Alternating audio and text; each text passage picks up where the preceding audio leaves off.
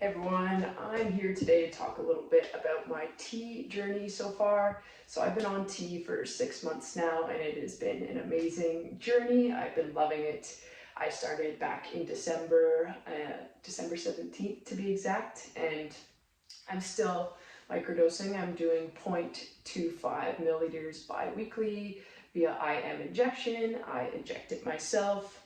So intramuscular injection, meaning that it goes directly into the muscle, really helps with rapid absorption and getting into your bloodstream, into your circulation fast.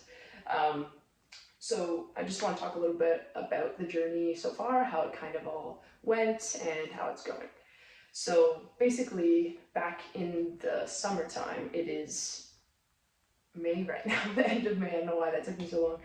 But yeah, so back in August in the summertime, I was living in Collingwood and I had an appointment with my doctor and basically wanted to start pursuing testosterone. So I got in contact with my doctor, we had an appointment, we talked about it, talked about the complications, the changes, the symptoms that can happen, and after that they were totally good to go to refer me to an endocrinologist. So after that referral, I had waited a little while, and a few months went by. I was given an appointment with an endocrinologist over the phone and basically prescribed me testosterone over the phone, talked about regular dosing versus microdosing, and microdosing seemed like a good fit for me. I wasn't exactly sure how I was going to feel about all the changes and everything, so I think microdosing is a good way to kind of ease your way into the process and see how you feel, see how you enjoy the changes, and you have the option to stop before maybe some of these changes become permanent, but some of these changes are permanent. So it's a kind of a nice way to test the water a little bit before you start approaching those higher, fuller doses. So yeah, started in December 17th, and it took a little bit of time to get that referral, so always be patient. And there's lots of stuff going on even with post-COVID, like the appointments can kind of get moved around, so it can take longer than you want, but it is so worth it. So stay hopeful. So for me, some of the changes that I've noticed, I'm officially 6 months on tea, but definitely noticed my voice dropping, the pitch of my voice. I've noticed some hair growth. I'm getting a little bit of a high school kid mustache, which is fun. I'm kind of excited about it. Definitely some body hair, so noticing darker, thicker hair on my thighs, on my shins, on my upper lip, as I said, and that's a bit about it for hair right now, but it's coming. Sex drive definitely increases. I've noticed that more for sure, just out of nowhere. It can kind of just get you going, but no complaints. And you can also, on that note, get some growth downstairs. So the actual clitoris or phallus will start to grow as you take tea. So that's something to be aware of. Totally normal change and kind of fun at the same time. You want to make sure you have a supportive partner to make you comfortable and talk about things, communicate. That's the most important, making sure that you're on the same page and supporting each other. Some other changes that I've noticed: muscle mass. Yeah, one of the changes that I think a lot of people like. So definitely noticing a bit more strength, a bit more endurance, a bit more power, and with that, eating more, sleeping more, feeling that growth through the recovery, and a little bit of redistribution in terms of fat. So I haven't noticed this too much yet, but I hear that less resides around your hips and comes more to the stomach area, maybe into the face, giving you that more square jaw, just the way that it redistributes. But we'll find out with time, and I'll let you know. Obviously, I'll keep doing updates and keep everyone in the loop about how my journey is going. I love to share, and I love to bond and talk to others about it. It's really fascinating how it can be so different for each individual on their journey. So very valuable information. Another one to be mindful of is it can affect your fertility. So if you want to have a child, then that's something you really need to keep in mind. Maybe you need to remove your eggs in advance, or really think about if this is the right choice for you, because your period will stop coming as you continue to take tea, as your microdose increases, or as you're on a full dose, your period will stop. And obviously you're not releasing eggs at that point, and some damage can happen to the eggs. I'm not exactly sure, I'm not a doctor, but something to look into before you start taking tea and seriously go down the increasing dosage of tea. Another one is acne that can happen, so you can get more increased oiliness of the skin. Luckily, I haven't had too much of that, but I'm trying to stay on, a clear skin routine, wash my face, and try not to eat too many processed foods, fast food, chocolate, stuff like that I find can really make my skin more oily and cause breakouts. So trying to avoid those things in order to keep my skin as clear as possible. So I don't know if I mentioned it earlier, but I'm on testosterone cypionate. So that means this type of testosterone has a longer half-life, so it releases slower than some others. So with a half-life being 8 days, for example, if you were taking 100 milliliters, which is a ton, but this is just an example. So if you're taking 100 milliliters, by the 8th day, you will have 50 milliliters left in your body to be released, and then by another 8 days, you'll have about 25 milliliters left to be released, and then by another 8 days, you'll have another 12.5 milliliters to be released.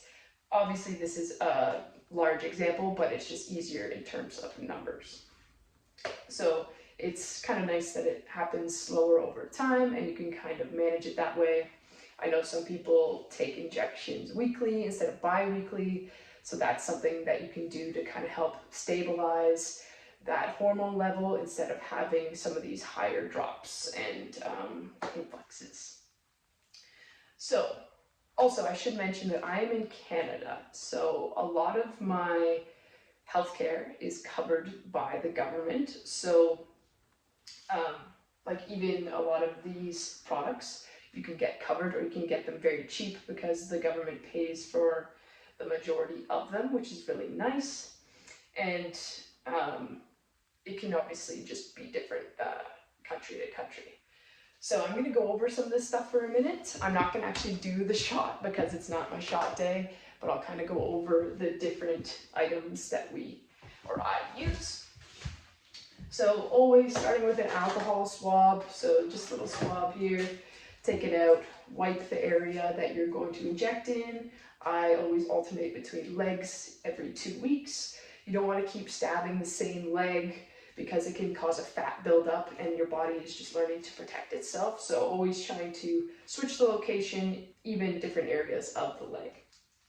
So making sure you swab where you are injecting, and also swabbing the top of the actual testosterone. You don't know what kind of stuff has gotten on here, so just making sure that that is nice and clean before you stick the needle in there.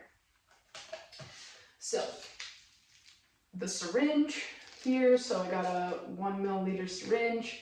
So I would grab one of these needle heads. So these are thicker, so they allow me to draw up the testosterone faster. So the needle head is just going to be a bit wider versus this needle head, which is actually the injection needle head. So I would take that thicker head off the syringe with the testosterone in the syringe, then I put on the thinner needle head to go on the syringe, and then I would inject.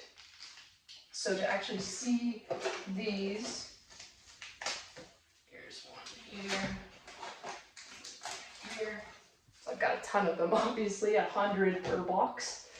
So I can tell that this is the thicker one. You can see the needle head just looks a little bit thicker. It's got the little pink plastic piece, which is kind of nice, so you can tell which is which easier, versus this one is a longer and thinner head, with the gray plastic tip. So you can see the difference between these two needles. Obviously this one would hurt a lot more if it was going in your leg versus the thinner needle. With that being said, I have noticed if I go too fast with this thinner needle head as I'm injecting into my leg, sometimes it can pop off and kind of leak. So making sure that you inject it slowly, not just right away. Like, you gotta go slow, or else you might have what I've had, where it kind of just gets all over and then I end up having to stab myself again. So making sure that we're going nice and slow. There's lots of obviously there's lots of videos online, but the best I can recommend is getting a video from your doctor. I had my doctor send me a complete guide, so it had a full write-up of all the symptoms, complications, the breakdown of what everything is and how it's happening. And it also had a video, so I just followed along with the video and made sure that I did it properly. I was literally stopping it like every 15 seconds, 10 seconds to make sure I did everything exactly how I was supposed to. And last but not least is the sharps container. This is very important. We don't want to be stabbing anyone else or anything. We want to make sure that we're disposing of everything safely, so the sharp container is essential. You can, in Canada here, you can get them for free. I just got it from a pharmacy. They just gave it to me, which is really nice. So then I throw in all the needle heads, syringe, everything in there, and it's safely disposed of. It's not gonna hurt anyone. So that is the most important. I'll just give you a little close-up of the tea itself here. No testosterone cypionate. You can see how it's kind of like an oily substance, a bit thicker.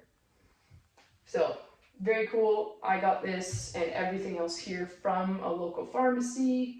It was all very easy, and yeah, I have been loving the journey, loving all the changes, and I hope this video helps, and stay tuned for more. See you later. Thanks for coming.